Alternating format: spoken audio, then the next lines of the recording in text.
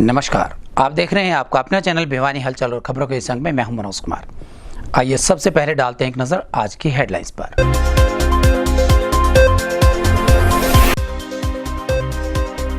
जिले में बुधवार को आए 15 कोरोना पॉजिटिव मामले।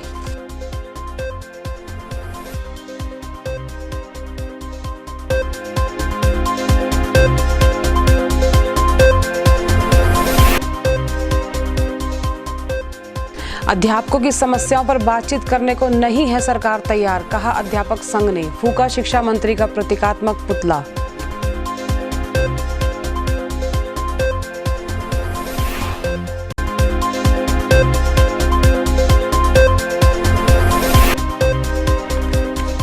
कोरोना मरीजों के लिए तैयार किए गए आइसोलेशन वार्ड का शुभारंभ किया। चरखी दादरी उपायुक्त ने किया शुभारंभ।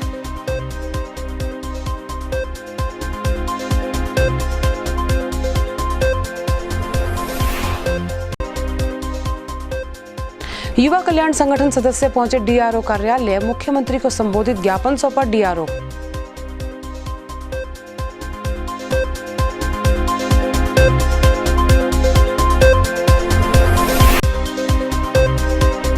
बरसात के मौसम से पहले ही जन स्वास्थ्य विभाग की वेस्टेज वाटर प्लांट की मोटर्स हुई खराब। विभाग के फूले हाथ पांव।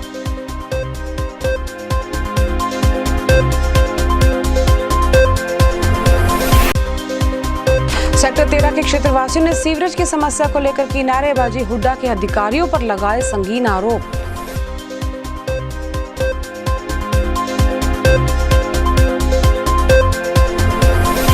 और अब खबरें विस्तार से। भिवानी में बढ़ते हुए कोरोना संक्रमित केसेस में बुधवार को 15 और नए मामले जुड़ गए।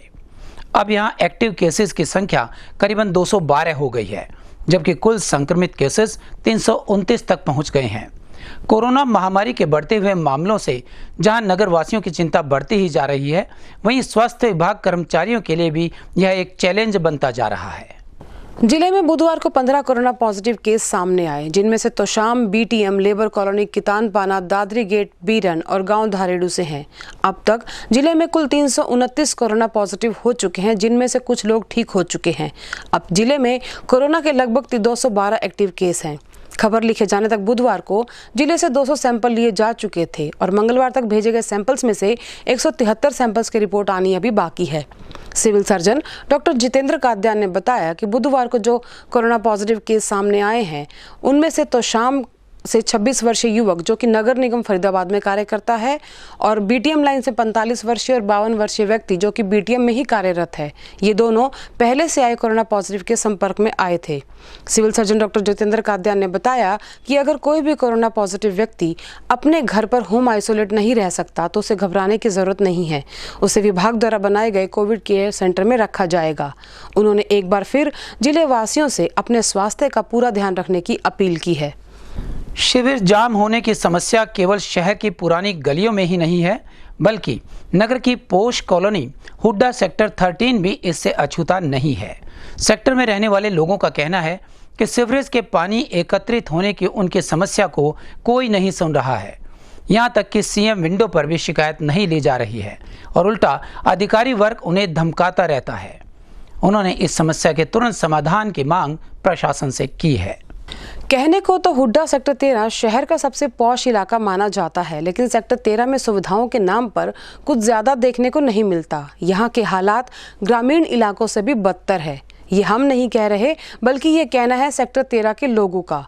लोग सेक्टर में रहने वाले अपनी व्यथा सुना भी रहे हैं और साथ ही साथ दिखा भी रहे हैं। प्राप्त जानकारी के अनुसार सेक्टर 13 में मकान नंबर 1272 से लेकर 1326 तक की गलियों में सीवरेज का पानी जमा हो जाता है और यहाँ के लोग गंदे पानी से निकलने पर मजबूर हैं। क्षेत्रवासियों ने बताया कि कई बार हुड्डा के अधिकारियों को लिखित में शिकायत दर्ज करा चुके हैं, लेकिन अधिकारी समस्या का समाधान करने की बजाय चुप रहने की धमकी देते हैं। कहने को तो ये सेक्टर है, लेकिन सुविधाओं के नाम पर यहाँ कुछ भी नहीं है। इस बारे में जब हुड्डा के एक्शन से फोन के माध्यम से बात करने की कोशिश की गई तो उन्होंने फोन ही नहीं उठाया और ऐसा लगता है मानो अधिकारी इस समस्या को ठीक ही नहीं करना चाहते हैं। क्षेत्रवासियों ने अपनी समस्या समाधान न होने पर प्रदर्शन की राह पर उतरने की बात कही। सेक्टर 13 और भिवानी से हम हुड्डा से बोल रहे हैं और इसमें यहाँ पिछले 2.5-3 साल से सीवर की ब्लॉकेज है रेगुलर उससे सीवर ब्लॉकेज की वजह से पानी ओवरफ्लो होता है, कूड़ा जमा होते रहते हैं, गंदगी जमा होती रहती है, मच्छर पैदा होते हैं। हम इसके लिए सीएम विंडो पे भी शिकायत कर चुके हैं। पिछले साल हुड्डा के सभी उच्च अधिकारियों को शिकायत की जा चुकी है।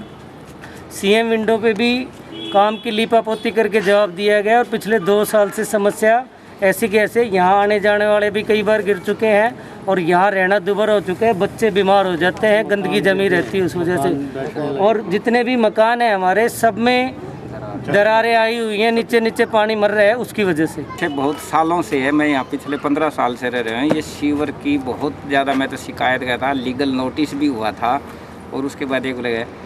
सबसे बड़ी ये है कि एक बार मैं बार शिकायत करने था, पुराने एक्शन कार्यकारी अभियंता, में नाम नहीं है, श्री घनश्याम सराफ जी ने ये कहा था कि आप सर्वे शिकायत करो। उन्होंने मेरे को धमकी दी कि आपको मैं कहाँ ज़्यादा शिकायत के वो बनते हो, सरकारी कार्य में बाधा करके आपको FIR करा के अंदर करा दूंगा, नहीं तो आप कितने मकानों के मालिक हो। मैंने कहा जी सेक्टर के अंदर तो एक ही मकान, मेरा तो एक ही मालिक है, तो बोला आप अपनी लिमिट में रहो, इस शिकायतों को रहने दो। मेरी पहले भी शिकायत सीएम विंडो पर अंदर ट्राई किया था और इनकी इतने मतलब एक्सपर्ट हैं, अपने आप ही करके सीएम विंडो को करवा देते हैं कि शिकायतकर्ता उपलब्ध नहीं है, शिकायत का निवारण कर दिया गया, झूठा ना कोई कांटेक्ट करते हैं ना संपर्क करते हैं, वहीं से ऊपर के ऊपर शिकायतों को दबा देते हैं। मेरा नाम सारिका, 1278 मकान नंबर है। ये समस्या सीवर वाली हमारे लगभग 2 साल से चल रही है और इससे हम लोगों को बहुत ज़्यादा परेशानी होती है। सारा टाइम यहाँ पानी जमा रहता है, बदबू के हमारे बुरा हाल रहता है सबका। हम लोगों ने इसके लिए सीएम विंडो में भी शिकायत की थी, लेकिन हमारी शिकायत को दबा दिया गया और ऊपर से जब हम शिकायत करते हैं तो हमें ही धमकी दी जाती है। हरियाणा विद्यालय अध्यापक संघ के संबंधित सर्व कर्मचारी संघ हरियाणा के कर्मचारियों ने एकत्रित होकर अपनी मांगों के समर्थन में नारेबाजी की। वहीं उन्होंने लघु सचिवालय के बाहर धरना स्थल पर शिक्षा मंत्री का पुतला भी फूंका और अपना रोष जताया। उन्होंने पीटीआई अध्यापकों को पुनः नियुक्ति दिए जाने की गुहार भी प्रशासन से लगाई। अपनी 19 सूत्रीय मांगों के समर्थन में हरियाणा विद्यालय अध्यापक संघ संबंधित सर्व कर्मचारी संघ हरियाणा के कर्मचारियों ने स्थानीय हुड्डा सेंट्रल पार्क में एकत्रित होकर सरकार के खिलाफ जोरदार नारेबाजी की और लघु सचिवालय के बाहर धरना स्थल पर शिक्षा मंत्री का प्रतीकात्मक पुतला फूंका। कर्मचारियों का नेतृत्व जिला प्रधान कर रहे थे। उन्होंने कहा कि शिक्षा मंत्री और शिक्षा विभाग के उच्च अधिकारी बार पत्र लिखने के बावजूद अध्यापकों की समस्याओं पर बातचीत करने को तैयार नहीं है, जिस कारण से अध्यापकों में सरकार के प्रति रोष है। उन्होंने बताया कि शिक्षा विभाग से लगातार तुगलकी फरमान जारी किए जा रहे हैं। उन्होंने कहा कि यदि सरकार ने उनकी मांगों की तरफ कोई संज्ञान नहीं लिया तो वे बड़ा आंदोलन करने पर मजबूर होंगे। जी सर, आपका प्रदर्शन क्या पिटाई को लेकर क्या कहेंगे? क्या गया है, क्या कहेंगे सर? मैं सुदर्शन सरोवा सर्व कर्मचारी संघ का जिला प्रधान, हरियाणा विद्यालय अध्यापक संघ का जिला सेक्रेटरी। आज का जो हमारा कार्यक्रम है, पूरे प्रदेश में हरियाणा विद्यालय अध्यापक संघ के आह्वान पर शिक्षा मंत्री का पुतला दहन का कार्यक्रम है। आज हम शिक्षा मंत्री का पुतला दहन क्यों कर रहे हैं? एक तो लगातार हरियाणा विद्यालय अध्यापक संघ पत्राचार द्वारा शिक्षा मंत्री से बातचीत करने के लिए बार अपील कर रहा है, लेकिन शिक्षा मंत्री समय नहीं दे रहे। दूसरा मुख्य मुद्दा जो हमारा 1983 पीटीआई की जो सेवा प्रकाश कर दी हरियाणा सरकार ने, उसको तुरंत बहाल किया जाए। मतलब जो 1983 पीटीआई का परिवार को उजाड़ दिया, लगभग 10 साल की नौकरी हो गई इनको। 2010 में इनकी भर्ती हुई थी, 2006 का विज्ञापन है। सरकार ने कुछ भी नहीं सोचा, इनको घर का रास्ता दिखा दिया। हम कहना चाह रहे हैं कि हरियाणा सरकार तुरंत इनको दोबारा ज्वाइन कराए। दूसरा जो गैर व्यवहारिक रेशलाइजेशन सरकार कर रही है, मतलब सरकारी विभागों में रेशलाइजेशन के नाम से शिक्षकों के हजारों पद खत्म करने जा रही सरकार, जिससे जो पढ़े लिखे जो बेरोजगार युवा हैं, जिन्होंने बीएड कर रखी, सीटेट एस्टेट, उनको नौकरी मिलने का रास्ता बंद होता जा रहा है। इसका भी हरियाणा विद्यालय अध्यापक संघ कड़ा विरोध करता है। दूसरा जो लगातार जब से बीजेपी की सरकार बनी है, 2015 से एससी के बच्चों, एससी बीसी के बच्चों को जो प्रोत्साहन के रूप में छात्रवृत्ति मिलती थी, लगातार 5 साल हो गए, मतलब उनको एक हफ्ते में किसी प्रकार का पैसा नहीं आ रहा।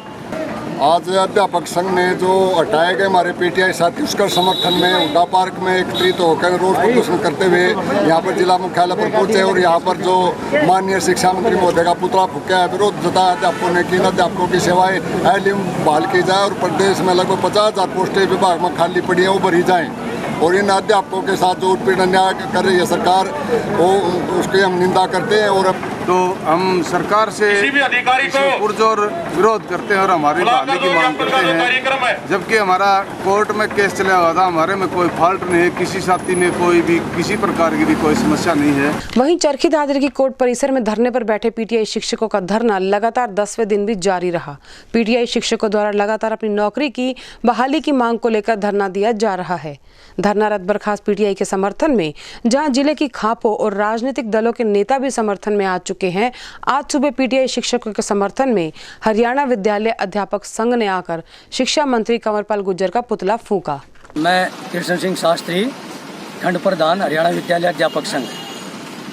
आज जो हरियाणा विद्यालय अध्यापक संघ ने शिक्षा मंत्री का पुतला दहन का कार्यक्रम पूरे हरियाणा में जिला हेडक्वार्टर पर किया था, उसी के तहत दादरी में भी शिक्षा मंत्री का पुतला फूंका गया। पिछले कई दिनों से हरियाणा विद्यालय अध्यापक संघ की राज्य कार्यकारिणी ने कई बार लिखित रूप में बातचीत के लिए शिक्षा मंत्री महोदय को पत्र भेज चुके हैं, लेकिन उन्होंने बिल्कुल भी समय नहीं दिया है। ये उनकी हठधर्मिता और अहंकार को दर्शाता है। इसी अहंकार के खिलाफ आज ये प्रदर्शन किया गया था। इस सरकार ने जो सबसे बुरा कार्य किया था, घिनौना कार्य जो किया है, हमारे 1983 पीटीआई साथियों को हटा दिया, जबकि इन्होंने 10 साल से बहुत ही बेहतर सेवाएं हमारे विभाग में दी थी। कोविड-19 महामारी संक्रमण के चलते चरखी दादरी के सामान्य अस्पताल में जहां सुविधाओं का अभाव रहता था, वहीं जिला उपायुक्त ने यहां बनाए गए आइसोलेशन वार्ड का जायजा लिया और सभी तरह की सुविधाएं कोरोना पेशेंट्स को दिए जाने की बात कही। उनका कहना था कि प्रशासन कोरोना पेशेंट्स के लिए हर तरह की सुविधाएं प्रदान कर रहा है और उन्हें ठीक करने के लिए हर संभव प्रयास भी किए जा रहे हैं। चरखी दादरी उपायुक्त शिव प्रसाद शर्मा द्वारा नागरिक अस्पताल में मंगलवार शाम को कोरोना मरीजों के लिए तैयार किए गए आइसोलेशन वार्ड का शुभारंभ किया गया। इस अवसर पर उपायुक्त शिव प्रसाद शर्मा ने कहा कि सामान्य अस्पताल में पहले सभी सुविधाएं नहीं थी, जिस कारण चरखी दादरी के MLR हॉस्पिटल को यूज करना पड़ रहा था, परंतु अब कोरोना संक्रमण के ज्यादा सीरियस मरीजों के लिए अस्पताल में आइसोलेशन वार्ड तैयार किया गया है, जिसमें 10 वेंटिलेटर और 65 ऑक्सीजन बेड की सुविधाएं हैं और साथ ही जरूरत पड़ने पर 200 बेड तक की सुविधाएं भी की जा सकती हैं। अब अस्पताल परिसर में कोरोना के सीरियस मरीजों की देखभाल अच्छी हो सकेगी। उपायुक्त ने बताया, अस्पताल परिसर में कोरोना सैंपल की जांच करने वाली मशीन भी जल्द ही शुरू कर दी जाएगी और टेस्ट के रिपोर्ट भी जल्दी मिल सकेंगी। अब देखिए, अपने यहाँ हॉस्पिटल में पहले फैसिलिटीज़ नहीं थी और हमें डिपेंड करना पड़ रहा था MLR हॉस्पिटल पे ही, और अब यहाँ CMO साहब मैडम की मदद से और जो हमारा स्टाफ है, सभी के प्रयास से हमने फुल फ्लेज्ड यहाँ कोविड पेशेंट्स की सुविधा के लिए हॉस्पिटल में सारी सुविधाएं तैयार करा दी, चाहे वो ऑक्सीजन की सुविधा हो, चाहे वो वेंटिलेटर की हो।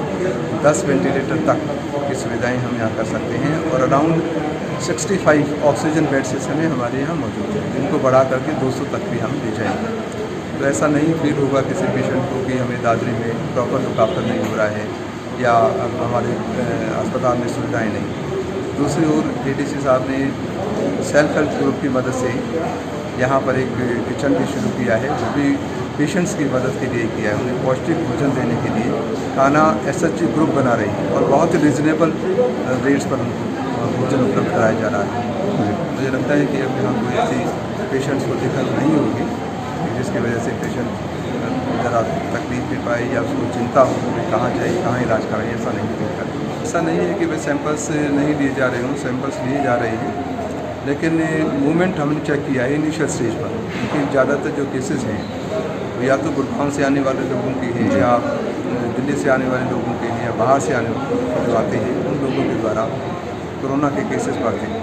तो पहली स्टेज पर ही हम उन लोगों को चेक किया और चेक करने के बाद सैंपल लिए हैं और अगर पॉजिटिव पाया जाता है तो उसका तुरंत उसको कंटेनमेंट जोन घोषित करके सारे एहतियात जो लिए जाने हैं उनका कर रहे हैं। जी मैम, कोविड की जो आज की मीडिया रिपोर्ट क्या है, कितने नए हैं?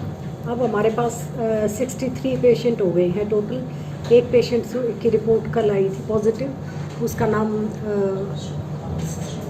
अशोक है और 36 इयर्स एज है, गांव खोरोडा का, पर उसने जो कॉन्टैक्ट नंबर दिया था उस पर ट्रेस नहीं हो रहा है और एड्रेस पर उससे कांटेक्ट करने की कोशिश कर रहे हैं, पर अभी तक उससे कांटेक्ट हो नहीं पाया।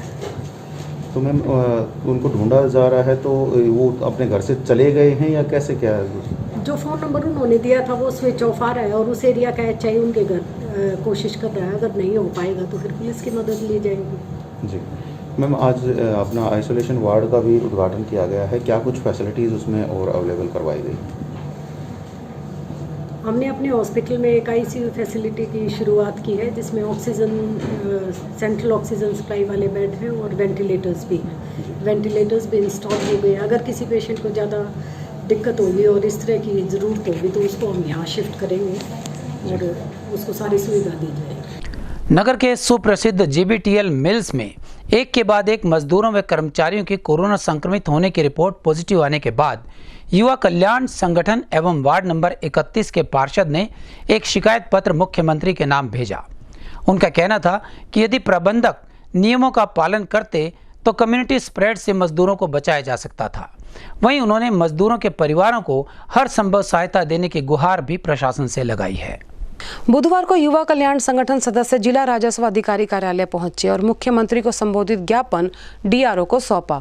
संगठन सदस्यों का कहना था कि स्थानीय बीटीएम और आसपास क्षेत्र में कोरोना संक्रमित मरीजों की बढ़ती संख्या के कारण अब इन मिल मजदूरों के सामने रोजी रोटी का भी संकट खड़ा हो गया है। इसी के कारण संगठन सदस्यों ने इन मजदूरों के लिए राशन, रोजी रोटी, दवाई और आर्थिक मदद की मांग की। इतना ही नहीं, इन्होंने मिल प्रशासन के खिलाफ भी शिकायत करते हुए निष्पक्ष जांच की मांग की। इनका कहना था कोरोना संक्रमण के इस दौर में मिल प्रबंधक द्वारा सरेआम नियमों की धज्जियां उड़ाई गई हैं, जिसके कारण मिल मजदूरों में संक्रमण फैल गया है। भगवान सिंह पार्षद कमल प्रधान जी ने शहर के गणमान्य नागरिकों ने आज ये ज्ञापन दिया है बीटीएम मिल के बारे में। ये डीसी साहब के थ्रू सीएम साहब को भिजवा दिया जाएगा।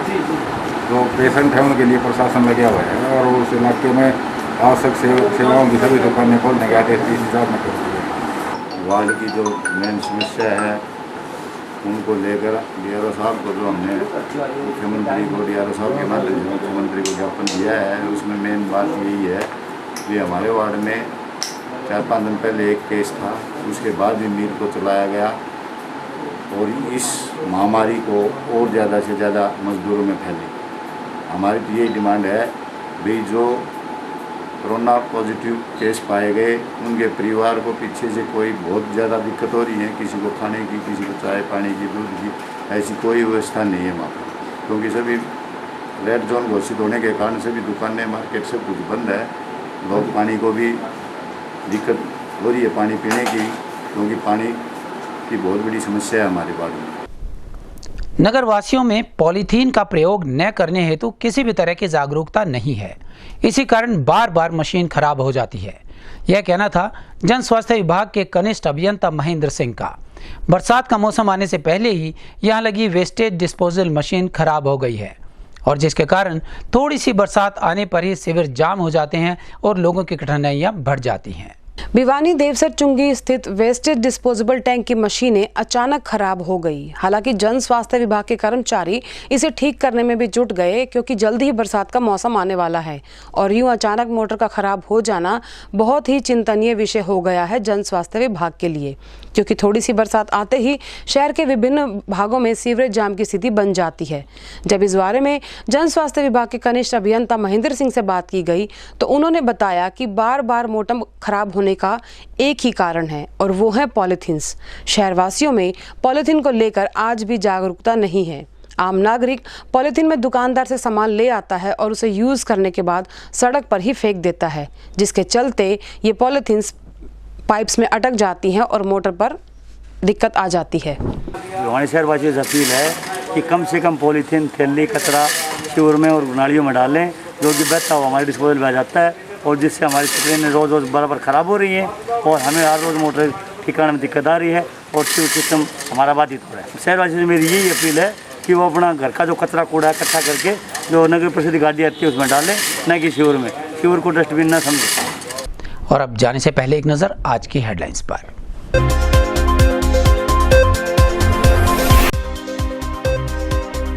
जिले में बुधवार को आए 15 कोरोना पॉजिटिव मामले।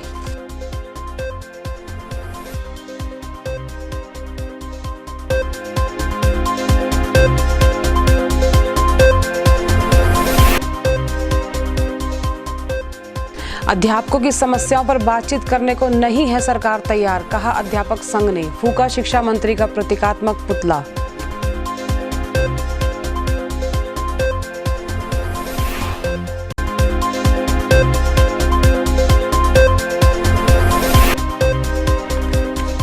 कोरोना मरीजों के लिए तैयार किए गए आइसोलेशन वार्ड का शुभारंभ किया। चरखी दादरी उपायुक्त ने किया शुभारंभ।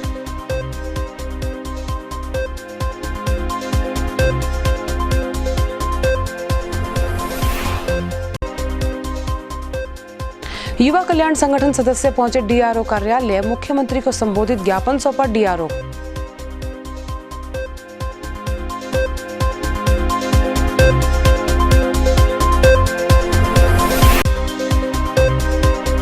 बरसात के मौसम से पहले ही जन स्वास्थ्य विभाग की वेस्टेज वाटर प्लांट की मोटर्स हुई खराब। विभाग के फूले हाथ पांव।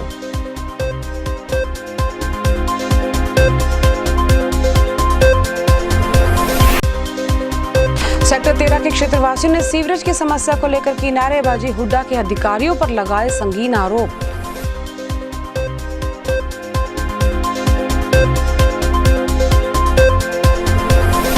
हमारे इस अंक में बस इतना ही। अगले अंक के लिए देखते रहिएगा आपका अपना चैनल भिवानी हलचल।